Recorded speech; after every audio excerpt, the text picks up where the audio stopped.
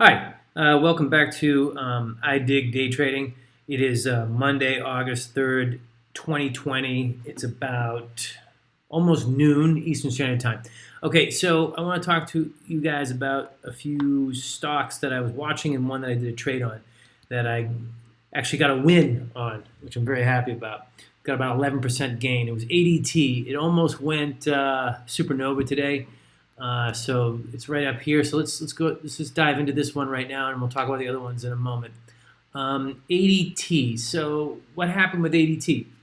Cool thing about ADT is that they had a big, huge announcement at at 6 o'clock in the morning that Google is going to invest $450 million into this company, which gives them about 6.6% ownership of this company. And just to give you a little idea of this company, ADT, they what do they do? They provide a monitored security, interactive home and business automation, and related monitoring services in the United States and Canada. They offer residential, commercial, and multi-site customers a comprehensive set of burglary, video, access control, fire and smoke alarm, and medical alert solutions. It provides interactive home and business automation solutions designed to control access. This is what I find interesting. React to movement and sense carbon monoxide, flooding, changes in temperature or other environmental conditions, as well as address personal emergencies such as injuries and medical emergencies. In addition, it offers professional monitoring of third-party devices through ADT Canopy platform. The product brands of the company are ADT and ADT Pulse and Protection One brand. So they do some sort of I read that really fast, and they do some business automation that Google is very interested in, kind of on the security end of things. A little bit of AI, kind of creepy but kind of cool, whatever. But something to keep watching, because if Google is already investing in this company, I'm sure we're going to see more spikes in the future. So what happened with the spike today? All right, so this is a 2-day chart we're looking at right now with ADT. Let me just do this so you can see a little bit better. So I found this one through my stock screener that I was using. I'm in Europe right now, so I have the benefit of looking at this stuff at 12 noon my time. It's 6 in the morning Eastern Standard Time. And I saw that there was this news article about Google going to partner to create a leading smart technology thing with ADT, investing $450 million.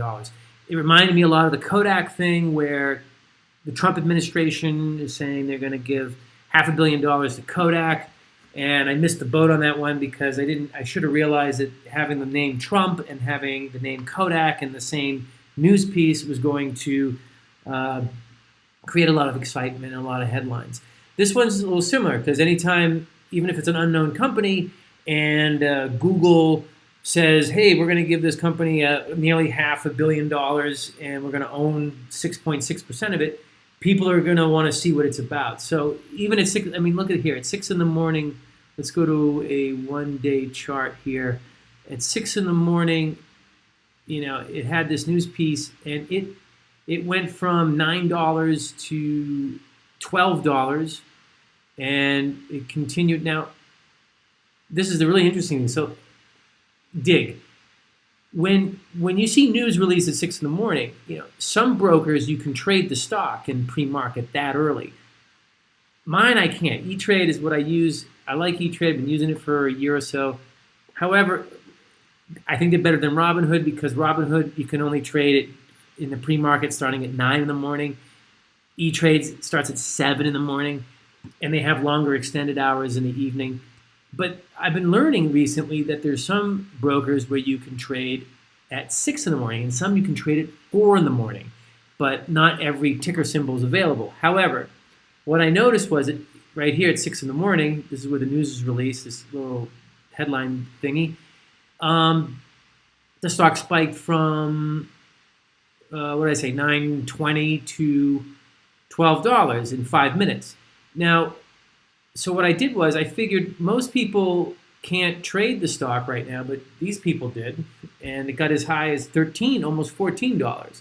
So what I did is, as an experiment, I thought, why don't I wait till 7 in the morning, where I can trade the stock in pre-market and millions of other people can.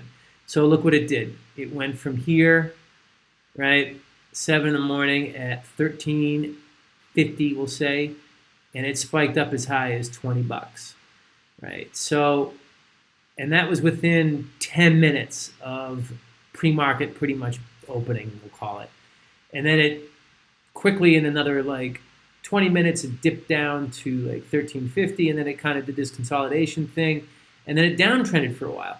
So at this point, I was nervous because a lot of the training, I'll say, and a lot of the studying I've done is always saying, like, wait to see what this thing does when the market opens. So where this kind of bluish tint and this black, right at this line, demarcates the market open at 9:30 in the morning. So what was really kind of cool is I said, you know what? This news is big news. I don't care. I'm going to go for it. So, I mean, Google's in this, right? So what I did was, it was a funny thing. Right at 9:29 in the morning, 59 seconds, like literally a second before the opening, and I wasn't trying to time it right to the second before the opening. I went in on the trade at $13.81, and it went up. And let me see if I can zoom in a little bit for you all so we can get into the nitty-gritty of what this was all like.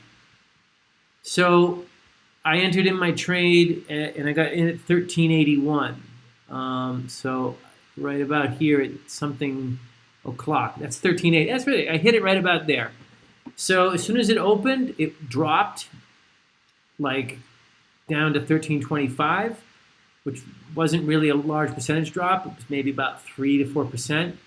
Decided to hang in, and then it went up. And you see these little markings right here, these like little, like, we want to call them ellipses or minuses.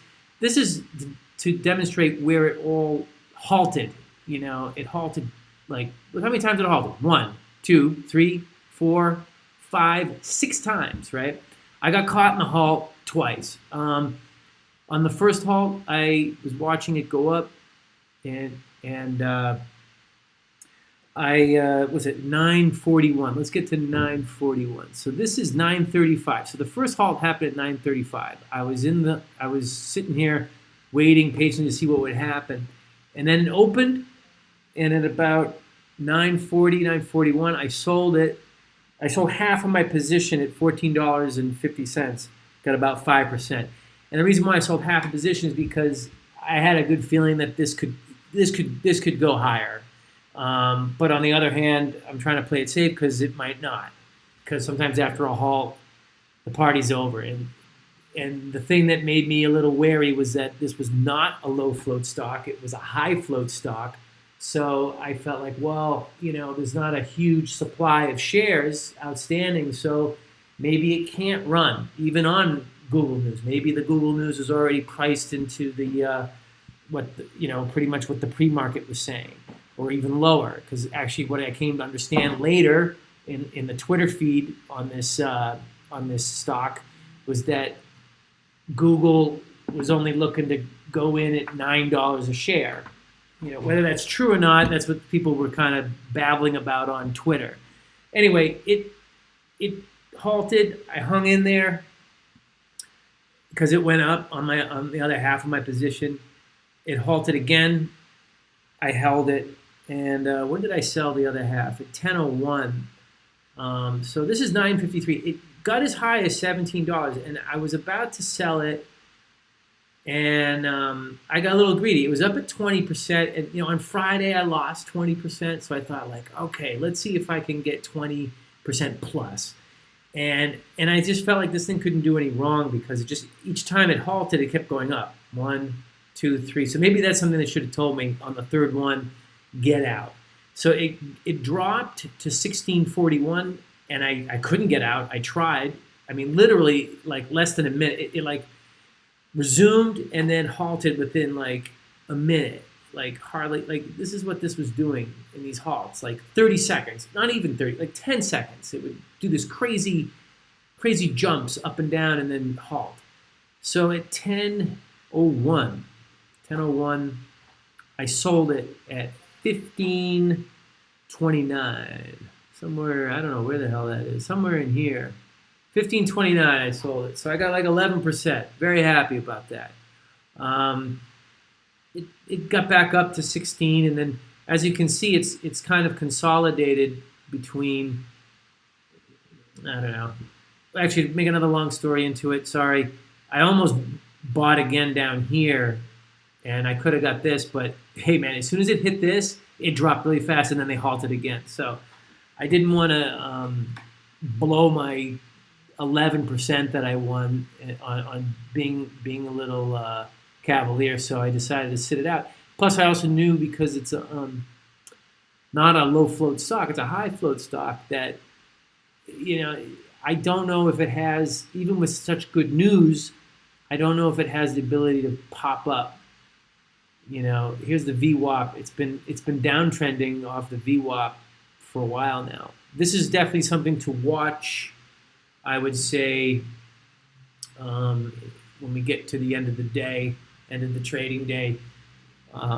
So with that being said, that is ADT. I didn't get to the other ones on this one, but if I can go real quick, AIHS, I was interested in because it had good news. It's an electric vehicle company in China, and they announced that they now have, it was kind of weird. Oh, we're announcing a strategic cooperation agreement with a large auto dealer. A little vague, right? And it didn't seem like it did much, this news. But it was a low float stock, low float-ish, at about 15 million in the low float, and it just didn't do what I wanted to do. I mean, it had a spike, early in the morning. I could have got in at 80 cents and got out at $1. Get 20%. That would have been awesome. But that was it. That was all you could have got. You had to buy in right in at the open, and then it's just been trailing since. MDRX was another one that I was looking at. They're doing cloud-based solutions, and they're involved in a company that is providing these kinds of solutions to the U.S. State Department. That I would figure would be a lot of big news, but it really didn't do much. I was kind of surprised. And this was a high float stock. It wasn't low, so that might have something to do with it. Had a low volume in the pre-market, which made me a little wary of getting in. This thing, what did this thing do? It just really didn't. I mean, well, I hate to. Well, maybe. What is this? This is a low at $9.18, and it got as high as $9.54. Not a huge gain, really. So I stayed away from that one, but watched it. And then OPTI, which is, it's like almost a micro penny stock. I mean, literally a penny stock. This one I could have made 20% on, actually, or anybody could have. This one was kind of fun. It had good news in the pre-market. They're doing contactless, safe scan, contactless infrared temperature scanners with facial recognition. A kind of product launch.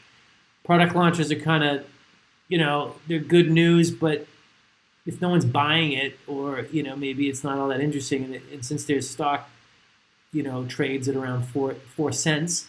However, if I had bought in at 4 cents and it got up as high as almost 6 cents, I mean, you're looking at 20%. Right now it's at 5, 6, looking at 15% on that one. That's something I'm going to watch later. And then this one, DRIO, which was a low float stock that had didn't really have much news today, but it had news on Friday. It kind of, what does this company do? They had some, the news was good, but very technical news, so it was probably why people didn't catch on to it until today. I won't go into too many details, but let me see. Well, since I'm here, let's see what we got here. They do digital. They're a digital health company, development commercialization of patented and proprietary technology that provides consumers with lab testing capabilities using smartphones and other mobile devices.